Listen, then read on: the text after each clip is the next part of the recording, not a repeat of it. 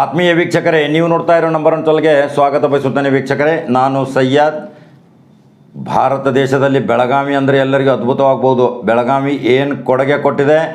ಬೆಳಗಾವಿ ಜಗತ್ತಿನಾದ್ಯಂತ ಮಹಾಮಾರಿ ರೋಗಗಳಾದ ಸಿಡುಬು, ಅನೇಕ ಹುಚ್ಚುನಾಯಿ ಕಡಿತಕ್ಕೆ ಲಸಿಕೆ, ಮಹಾಮಾರಿ ರೋಗ, ಪ್ಲೇಗು, ಸಿಡುಬು ಎಂತಿಂಥ ರೋಗಗಳಿಗೆ ಇಲ್ಲಿ ವ್ಯಾಕ್ಸಿನ್ ತಯಾರಾಗ್ತಿತ್ತು. ಇದು ಯಾರಿಗೂ ಗೊತ್ತಿಲ್ಲದ ವಿಷಯ ವೀಕ್ಷಕರೇ. ಯಾಕೆಂದರೆ ಈ ಇತಿಹಾಸವನ್ನು ನಾನು ಹೇಳಿಕ್ಕೆ ಬಂದಿದ್ದೇನೆ. ಬೆಳಗಾವಿಯಲ್ಲಿ 175 ಎಕರೆ ಜಮೀನು ಈಗಾಗಲೇ ಅಲ್ಲಿ ಗಂಟೆಗಳಿಂದ ತುಂಬಿ ಹೋಗಿದೆ. ಅಲ್ಲಿ ಯಾರೂ ಹೋಗಲಾರದಂಥ ಪರಿಸ್ಥಿತಿ. ಅಲ್ಲಿ ಒಂದು ಬ್ರಿಟಿಷರು ಮಾಡಿದಂಥ ಒಂದು ವ್ಯಾಕ್ಸಿನ್ ಡಿಪೋ ಇದೆ. ಈಗಲೂ ಅದರ ಹೆಸರು ವ್ಯಾಕ್ಸಿನ್ ಅಂತಾರೆ. ತಿಳಕೋಡಿಂದ ಹೋಗ್ಬೋದು. ಅಲ್ಲಿ ಏನೇನು ಆಗಿದೆ, ಏನೇನು ಲಸಿಕೆ ತಯಾರು ಮಾಡ್ತಿದ್ರು ಅನ್ನೋದು ನಮ್ಮ ಆತ್ಮೀಯ ಸ್ನೇಹಿತರಾದ ಪತ್ರಕರ್ತ ಅಶೋಕ್ ಚಂದರ್ಗಿ ವಿವರವಾದ ವರದಿಯನ್ನು ಕೊಟ್ಟಿದ್ದಾರೆ. ಆ ವರದಿಯ ಪ್ರಕಾರ ಇವತ್ತು ನಾನು ಈ ಸುದ್ದಿಯನ್ನು ಬಿತ್ತರಿಸ್ಲಿಕ್ಕೆ ಬಂದಿದ್ದೇನೆ. ಯಾಕೆಂದರೆ ಅಲ್ಲಿ ಭಾರತ ದೇಶದಿಂದ ಜಗತ್ತಿನಾದ್ಯಂತ ಲಸಿಕೆಗಳು ರವಾನೆ ಆಗ್ತಿದ್ದು. ಎಂತಿಂಥ ಮಹಾಮಾರಿ ರೋಗಗಳು, ಅದಕ್ಕೆ ವಾಸಿಯಾಗಲಾರದಂಥ ರೋಗಗಳು, ಅದನ್ನು ಸಂಶೋಧನೆ ಮಾಡಿ ಅಲ್ಲಿ ಬ್ರಿಟಿಷರು ಸಂಸ್ಥಾಪನೆ ಮಾಡಿದಂಥ ಇನ್ನೂ ಹಳೆಯ ತಲೆಮಾರಿನ ಕಟ್ಟಡಗಳು ಅಲ್ಲಿವೆ. 175 ಎಕರೆ. ಎಷ್ಟೊಂದು ಸುಂದರವಾದ ಒಂದು ಕಾಡುಗತೆ ಇದೆ ಅದು. ಅದನ್ನು ನೋಡಲಿಕ್ಕೆ ಎಲ್ಲೆಲ್ಲಿಂದ ಜನ ಬರ್ತಾರೆ. ಆದರೆ ಒಳಗಡೆ ಹೋಗಲಾರದಂಥ ಪರಿಸ್ಥಿತಿ. ಅದು ಒಂದು ಕೈದಿಟ್ಟ ಆಸ್ತಿ ಅಂತ ಸರ್ಕಾರ ಘೋಷಣೆಯೂ ಸಹಿತ ಮಾಡಿರ್ಬೋದು. ಅಲ್ಲಿ ಸುವರ್ಣಸೌಧ ಕಟ್ಟಲಿಕ್ಕೆ ಪ್ರಯತ್ನ ಮಾಡ್ತಾಯಿದ್ರು. ಆದರೆ ವಾಯು ವಿಹಾರದ ಜನ, ಪರಿಸರ ಮಾಲಿನ್ಯದ ಜನ ಅದನ್ನು ತಕರಾರು ಮಾಡಿದ ಮೇಲೆ ಸುವರ್ಣಸೌಧ ಆ ಕಡೆ ಹಿರೇಬಾಗೇವಾಡಿ ಆ ಕಡೆ ಹೋಗಲಾಯಿತು. ವೀಕ್ಷಕರೇ, ಇದು ಬಹಳ ಗಮನ ಹರಿಸಬೇಕಾದಂಥ ಸಂಗತಿ. ಇದನ್ನು ವಿವರವಾದ ವರದಿ ಹೇಳ್ತೀನಿ ನೋಡಿ.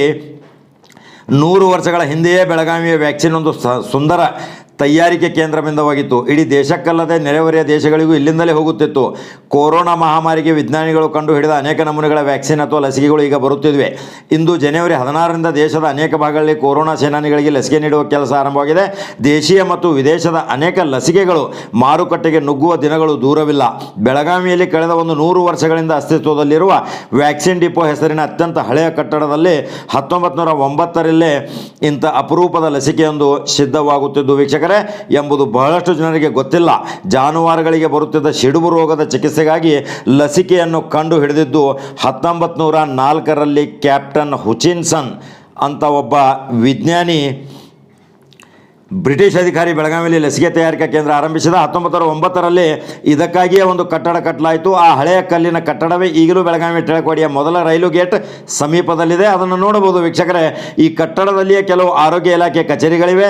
ಲಸಿಕೆ ತಯಾರಿಕೆಗಾಗಿ ಆರಂಭದಲ್ಲಿ ಆಕಳು ಕರುಗಳನ್ನು ವಧೆ ಮಾಡಲಾಗುತ್ತಿತ್ತು. ಅವುಗಳ ತಲೆಗಳಲ್ಲಿಯೇ ಕೆಲವು ಮಾಂಸವನ್ನು ತೆಗೆದುಕೊಳ್ಳಲಾಗುತ್ತಿತ್ತು. ನಂತರ ಕುರಿಗಳನ್ನು ಬಳಸಿಕೊಳ್ಳಲಾಯಿತು. ಮತ್ತು ಎಮ್ಮೆ ಕರುಗಳನ್ನು ವಧಿಸಲಾಯಿತು. 56ರಲ್ಲಿ ಮೈಸೂರು ರಾಜ್ಯ ಅಸ್ತಿತ್ವಕ್ಕೆ ಬರುವವರೆಗೆ ಮುಂಬೈ ಪ್ರಾಂತದಲ್ಲಿಯೇ ಇದ್ದ ಬೆಳಗಾವಿಯಲ್ಲಿ ತಯಾರಾದ ಸಿಡುಬು ರೋಗದ ಲಸಿಕೆಯು ಇಡೀ ದೇಶಕ್ಕಲ್ಲದೆ ನೆರೆಹೊರೆಯ ದೇಶಗಳಿಗೂ ಪೂರೈಸಲ್ಪಡುತ್ತಿತ್ತು. ವೀಕ್ಷಕರೇ, ತುಂಬ ಗಮನಾರ್ಹವಾದ ವಿಷಯ ವೀಕ್ಷಕರೇ. ಸದ್ಯ ಲಸಿಕೆಯನ್ನು ಸಂಗ್ರಹಿಸಿಡಲು ಶೈತ್ಯಾಗಾರಗಳನ್ನು ಬಳಸಲಾಗುತ್ತಿದೆ. ನಿರ್ದಿಷ್ಟ ತಾಪಮಾನದಲ್ಲಿಯೇ ಲಸಿಕೆಯನ್ನು ಇರಿಸಲಾಗುತ್ತಿದೆ. ಆದರೆ 19ನೇ ಶತಮಾನದ ಆರಂಭದಲ್ಲಿ ಈಗಿನಂತೆ ತಂತ್ರಜ್ಞಾನ ಇರಲಿಲ್ಲ. ಸದ್ಯ ಇರುವ ವ್ಯಾಕ್ಸಿನ್ ಡಿಪೋದ ಪರಿಸರದಲ್ಲಿ ಕಟ್ಟಡಗಳೇ ನಿಸರ್ಗದತ್ತ ತಂಪು ವಾತಾವರಣ ಹೊಂದಿದ್ದವು. ಅಲ್ಲಿಯೇ ಶೇಖರಿಡಲಾಗುತ್ತಿತ್ತು. 77ರವರೆಗೆ ಸಿಡುಬು ರೋಗವು ಸಂಪೂರ್ಣವಾಗಿ ನಿವಾರಣೆಯಾಯಿತು. ನಂತರ ಇಲ್ಲಿ ನಾಯಿ ಕಡಿತಕ್ಕೆ ನೀಡಲಾಗುವ ರೆಬಿಸ್ ಲಸಿಕೆ ತಯಾರಿಕೆ ಆರಂಭವಾಯಿತು. ಅನೇಕ ವರ್ಷಗಳ ಕಾಲ ಈ ಲಸಿಕೆ ತಯಾರಾಗುತ್ತಿತ್ತು. ಕ್ರಮೇಣ ಅದು ಸಹ ನಿಂತು ಹೋಯಿತು. ಈ ಡಿಪೋ ಕಟ್ಟಡದಲ್ಲಿ ಕುರಿ, ಎಮ್ಮೆ ಕರು ಮತ್ತು ಆಕಳು ಕರುಗಳನ್ನು ವಧಿಸುತ್ತಿದ್ದ ವಧೆ ಉಗ್ರಾಣಗಳು ಇನ್ನೂ ಜೀವಂತ ಇವೆ. ಅವನು ನೋಡಬಹುದು ವೀಕ್ಷಕರೇ. 1909ರಲ್ಲಿ ಇಲ್ಲಿ ಸೇವೆ ಸಲ್ಲಿಸಿದ ಅಧಿಕಾರಿಗಳ ಹೆಸರುಗಳುಳ್ಳ ಫಲಕವು ಸಹಿತ ನಾವು ತೋರಿಸ್ತಾ ಇದ್ದೀವಿ. ಸದ್ಯ ಕೊರೋನಾ ಲಸಿಕೆಯನ್ನು ಸಹ ಇದೇ ಕಟ್ಟಡದಲ್ಲಿ ಸಂಗ್ರಹಿಸಿಡಲಾಗಿದೆ. 156 ಎಕರೆ ಪ್ರದೇಶ ಹೊಂದಿರುವ ವ್ಯಾಕ್ಸಿನ್ ಡಿಪೋ ಒಂದರಲ್ಲಿ ಸಾವಿರಾರು ಗಿಡಮೂಲಿಕೆ ಗಿಡಮರಗಳು ಇವೆ. ಅಲ್ಲಿ ಪ್ರವೇಶಿಸಿದರೆ ನಿಸರ್ಗದ ಮಡಿಲಲ್ಲಿ ಇದ್ದಂತೆ ಭಾಸವಾಗುತ್ತದೆ. ಕೊರೋನಾ ಲಸಿಕೆಯೇ ಸದ್ಯ ಸುದ್ದಿಯಲ್ಲಿರುವಾಗ ಅಪರೂಪದ ಲಸಿಕಾ ತಯಾರಿಕಾ ಕೇಂದ್ರವೇ ಬೆಳಗಾವಿಯಾಗಿತ್ತು. ಇದು ಬೆಳಗಾವಿಯ ಹೆಮ್ಮೆಯ ಸಂಗತಿಯಾಗಿದೆ ವೀಕ್ಷಕರೇ.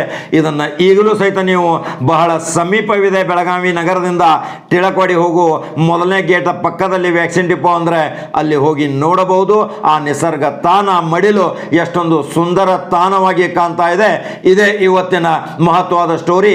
ಬೆಳಗಾವಿಯ ಜನತೆ ಮತ್ತು ಬೆಳಗಾವಿಯ ಸುತ್ತಮುತ್ತಲಿನ ಜನತೆ ಇಂಥ ಒಂದು ಇತಿಹಾಸ ಸಾಮ್ರಾಜ್ಯವನ್ನು ನೋಡಲಿಕ್ಕೆ ಹೋಗಬೇಕಾಗತ್ತೆ.